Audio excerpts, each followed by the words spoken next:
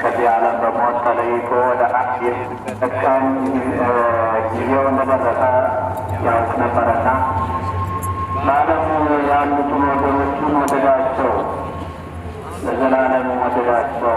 ራስን ሲበሉ እንዲያስይዘው ስምዖን የሚባለው በአስቆሮቱ ሰዎች በይሁዳ ልብ ሰይጣን አደረ።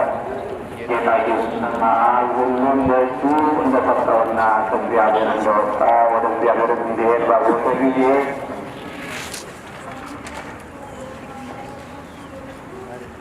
ራት ከሚኖሩበት ምሰሶን አኖር ሶሶች ወስዶ ጠበቀ። በሶስቱም ውሃ ጨምሮ የደቀ መዛሙርቱን እግር ያጥብ ጀመር። በዚያ በታፈሰበት ክርጥም ወለወለ። ወደ ሰማይ ጴጥሮስ በደረሰ ጊዜ አቤቱ